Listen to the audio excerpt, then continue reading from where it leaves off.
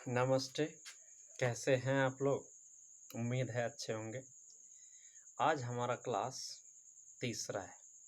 हम लोग का ये क्लास तीसरा है। हम तीसरी क्लास में हम लोग पढ़ेंगे एक्साइटमेंट ऑफ फिजिक्स। एक्साइटमेंट क्या है इसमें? इसके पहले हम लोगों ने पढ़ा था स्कोप ऑफ फिजिक्स। इसका स्कोप क्या है? कहाँ तक फिजिक्स जा सकता है? हमें लगता है फिजिक्स जहाँ तक अपनी नज़रें देख सकती है उससे कहीं ज़्यादा दूर तक फिजिक्स है। ये तो स्कोप ऑफ फिजिक्स थी। अब ये है नेक्स्ट पॉइंट हमारा एक्साइटमेंट ऑफ फिजिक्स। मतलब फिजिक्स हमको क्या कुछ ऐसा देता है जो हमारे ज़िंदगी को एक्साइट कर सकता है कि हम जीने वाले थे 10 साल और अब हमारा मनोबल और ऊंचा हो गया, हम खुशी से भर गए, हमको ऐसा सुविधा मिल गया जो कि हम और आगे ज़िंदगी को तहे दिल से आराम से गुजार सकते हैं। तो हमारा टॉपिक क्या है? Excitement of physics. उसमें एक सेंटेंस लिखा हुआ है, physics is exciting in many ways from earth to universe. ये क्या है? फिजिक्स अर्थ से लेकर के यूनिवर्स तक हमको एक्साइट करता है। कब? जब उसके फिनोमेना हमको पता होता है। तो फिनोमेना यही, इसी के लिए तो हम लोग फिजिक्स पढ़ते हैं कि अंदर की घटनाएं क्या क्या घटित हो रही है, ये हमको एक्साइट करता है। उसके बाद है the discoveries of and inventions on the principle of physics are excitement of physics. मतलब जो भी डिस्कवरी हुआ है हमारे फिजिक्स में, जितने भी डिस्कवरीज हुए हैं, जितने भी इन्वेंशंस हुए हैं, वो सारे के सारे हमारे लिए एक्साइटमेंट करते हैं। वो हमारे हर एक इन्वेंशंस हमको एक्साइट करते हैं। चाहे वो स्मार्टफोन हो, एरोप्लेन हो, लेज़र लाइट हो, रोबोट हो। कहता है ना कि आप सुखी संपन्न हैं, आपको आमदनी, पैसे, मनी का कोई टेंशन नहीं है, तो आप यहाँ से डायरेक्ट जहाँ भी आप रह रहे हैं वहाँ से एरोप्लेन से जाइए अमेरिका। अमेरिका में आपका ब्रेकफास्ट होगा, वहाँ से जापान जा सकते हैं, जापान में रोबोट के साथ डांस कर सकते हैं। हो सकता है उसके बाद रूस चले जाएं, उसके बाद फ्रांस चले जाएं, वहाँ से आप मंगल के सैर के लिए निकल जाएं, मून के सैर के लिए निकल जाएं, उसके बाद कहीं रिटर्न होकर के घर आएँ। रास्ते में मौका मिले तो रोबोट के साथ आप डांस कर सकते हैं। कहने का मतलब ये इन सारे घटनाओं में सबसे बड़ा रहस्य है और वो है फिजिक्स। फिजिक्स ही वो माध्यम है जो कि इन सारे सुविधाओं को लाने में मदद करता है। इतना सा कह सकते हैं। इसलिए कह रहा है स्मार्टफोन, एरोप्लेन, लेजर लाइट, अभी हम सामने बैठे रहते हैं, हम चाहे पूरी दुनिया संसार में क्या हो रहा है आसानी से हमको पता चल जाता है। ये है छोटा सा स्मार्टफोन। उसके बाद कहता है daily life phenomena, future prediction and application. Application, physics में जो भी प्रिंसिपल होता है उसका एप्लीकेशन ज़्यादा मायने रखता है। अभी पढ़ेंगे टेक्नोलॉजी। तो ऐसा भी ये जानिए कि daily life phenomena, future prediction and application. Future prediction, सबसे पहली बात, हम जी रहे हैं आज, शायद इसके पहले भी मैंने कहा था, जी रहे हैं आज, लेकिन भविष्य में 2050-60 का है। 2026 में क्या होगा हमको आज पता हो गया। फ्यूचर प्रोडक्शन जो है बहुत ही इम्पोर्टेंट है और बहुत ही, ये तो हमको सबसे ज़्यादा एक्साइट करता है। और हम वो दिन दूर नहीं कि चांद और अन्य ग्रहों पर जाने के लिए इसी धरती पर एक प्लेटफॉर्म बने। वो बहुत जल्द आएगा, क्योंकि एक समय वो भी सपना था कि व्यक्ति जो है ट्रेन से नहीं पैदल जाया करते थे, साइकिल से जाया करते थे। और आज हमारे पास मेट्रो है, ट्रेन है, एरोप्लेन है और आसानी से हम लोग जाया करते हैं। और वो समय भी आएगा कि नहीं, वो स्टेशन है और वहाँ पर चांद पर जाना है या मंगल ग्रह पर जाना है तो आपको इतने पैसे लगेंगे और आप जा सकते हैं और 2 दिन में, 1 दिन में घूम के आ सकते हैं। वो दिन दूर नहीं, हमको ऐसा लगता है, क्योंकि साइंस ने बहुत तरक्की कर लिया है और आने वाले समय में तो रिवॉल्यूशन अवश्य होगा इसमें। अब इसके अगले स्टार पॉइंट पर जाते हैं। तो आगे हमारा पॉइंट है फिजिक्स, टेक्नोलॉजी एंड सोसाइटी। हम फिजिक्स में इन्वेंशन काहे के लिए करते हैं? सोसाइटी के डेवलपमेंट के लिए। तो फिजिक्स में जो टेक्नोलॉजी है वो सोसाइटी पर क्या इफेक्ट करता है? तो फिजिक्स क्या कहता है, देखिए, physics and technology are related to each other, physics and technology are related to each other, मतलब फिजिक्स और टेक्नोलॉजी एक दूसरे से रिलेटेड है, ये बात तो ठीक है। और ये रिलेटेड तो होता ही है, क्योंकि फिजिक्स तो एक क्या है, प्रिंसिपल है, और उस पर एक कोई काम, कोई उस पर कोई ऑब्जेक्ट बन गया, कोई इंस्ट्रूमेंट बन गया, तो वो टेक्नोलॉजी हो गया, एप्लीकेशन उसका। नहीं तो वो सिर्फ क्या है, कुछ नहीं है, वो एप्लीकेशन होने से वो होगा। इसलिए कहता है physics and technology are related to each other. फिर कहता है sometimes technology gives rise to new physics, at other hand physics generates new technology. ये क्या, एक समय ऐसा होता है फिजिक्स जो है टेक्नोलॉजी बनाता है, लेकिन टेक्नोलॉजी भी कभी ऐसा होता है कि नया फिजिक्स को जन्म देता है।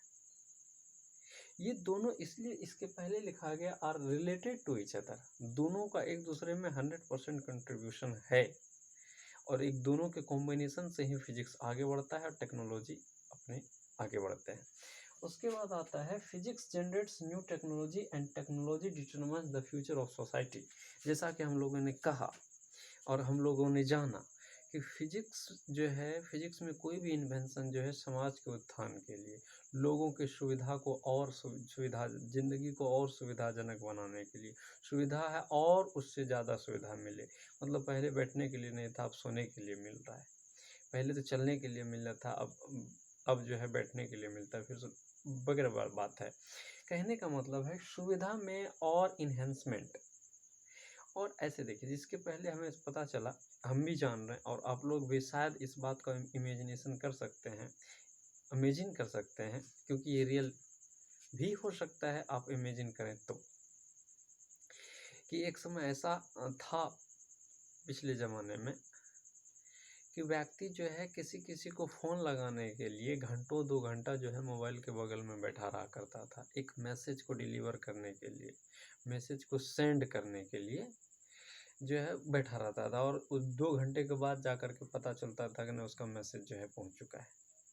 और आज हम लोगों को जो है यदि मैसेज गया मोबाइल में, यदि नहीं गया मैसेज सही से या कॉल नहीं लगा, तब मोबाइल को पटक देते हैं। होना नहीं चाहिए ऐसा, लेकिन गुस्सा आ जाता है। लेकिन एक समय ऐसा था कि घंटों वेट किया करता था व्यक्ति।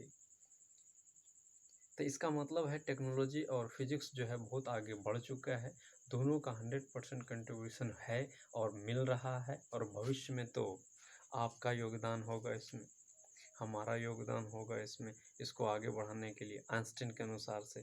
फिर आगे बढ़ते हैं, application of physics are not always easy forcing.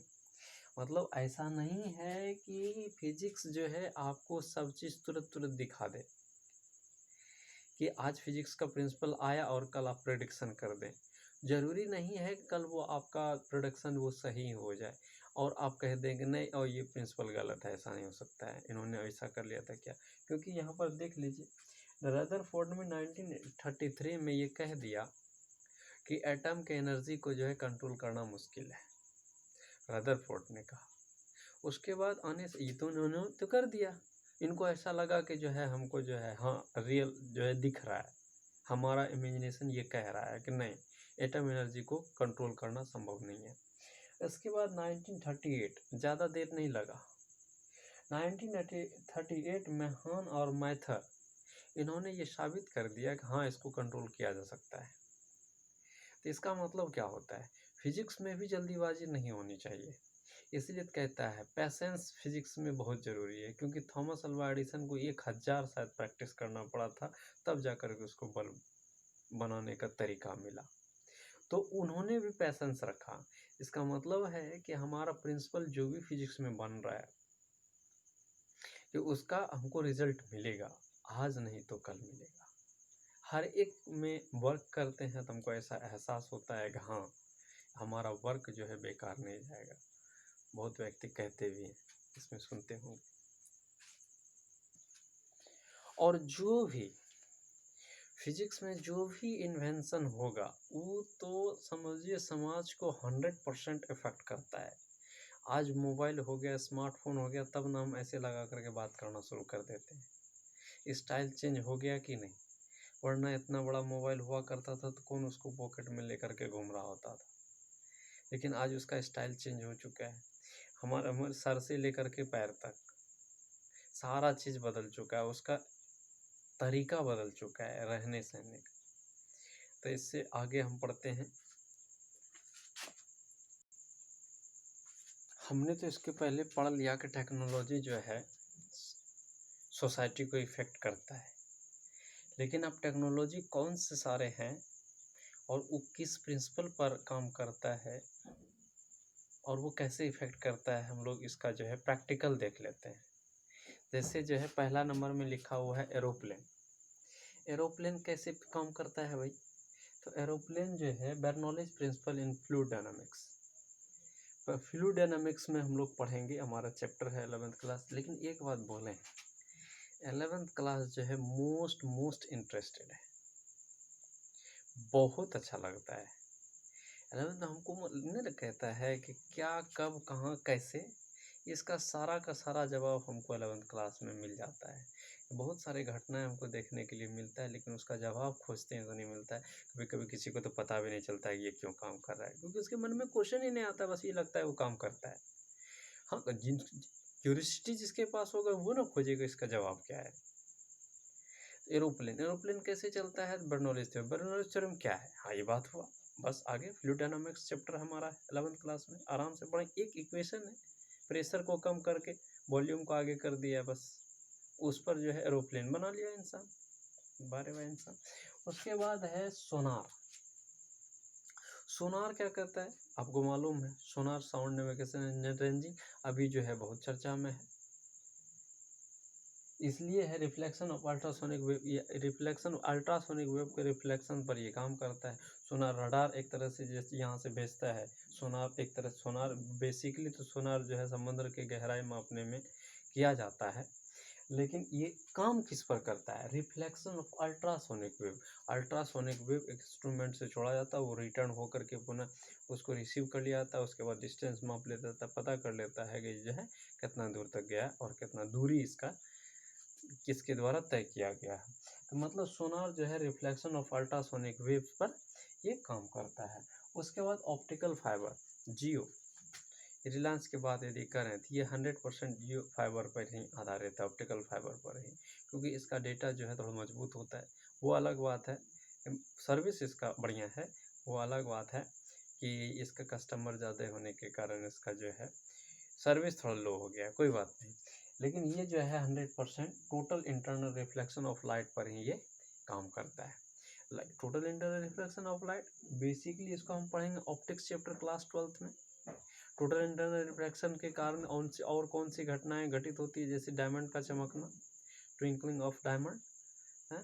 जैसे हमको रेगिस्तान में हम लोग चलते रहते हैं और हमको जो है रास्ते में दिख जाता है कि नहीं ये जो है आदमी आदमी रोड पर पानी क्यों है, वो पानी नहीं होता है, हम लोग देखते भी हैं जनरल लाइफ में। यदि आज तक नहीं देखें तो एक बार चल जाइएगा, धूप मिलता है अभी रोड पर, हाँ मिलता है, सूरज भगवान दिया करते हैं। उसके बाद है टोटल इंटरनल, उसके बाद है electric generator, Faraday's laws of electromagnetic induction. Faraday ने तो कमाल कर दिया, आज तक बैटरी से हम लोग काम चला रहे थे, फैराडे साहब आए और उन्होंने एक ऐसा तरीका दिया कि इन्हें अब बिजली पैदा करने लगे आराम से, अच्छे से, बैटरी का झंझट खत्म। फैराडा इलेक्ट्रोमैग्नेटिक इंडक्शन, ये इंडक्शन है, मतलब जनरेटर के उसमें कुछ डालना नहीं है, उससे निकलेगा। इलेक्ट्रिक जनरेटर है, इससे बिजली जो है क्रिएट होता है, उत्पन्न होता है, हम लोग इसको उत्पादित करते हैं।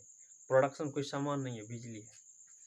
उसके बाद है कंप्यूटर। कंप्यूटर जो है डिजिटल लॉजिक पर काम करता है। लॉजिक, क्रिटिकल थिंकिंग, इसके लिए बात ही अलग है। लॉजिक, कोई तो इस बात को सोचता ही नहीं है, सोचना चाहिए, सोचता है, मैं को नहीं सोचता है कि लॉजिक क्या चीज़ होता है। लॉजिक कोई भी कंडीशन है तो उस पर लॉजिक है, कोई भी प्रॉब्लम है तो उसका लॉजिक है कि उसको सॉल्व कैसे किया जाए, 100% है लॉजिक। तर्क शक्ति और कुछ नहीं, तर्क शक्ति के आधार पर ही ये कंप्यूटर हमारा वर्क करता है। उसके बाद आता है rocket propulsion. Rocket propulsion Newton's law of motion पर ये काम करता है। आपको मालूम है न्यूटन का तीनों नियम, क्योंकि हमारे 12th क्लास में 11th क्लास में ही हमको पढ़ना पड़ेगा laws of motion and friction, तो उसी में न्यूटन्स लॉ पूरा न्यूटन्स लॉ ही है। तो उसी के आधार पर ये हमारा रॉकेट जो है आगे उड़ता है।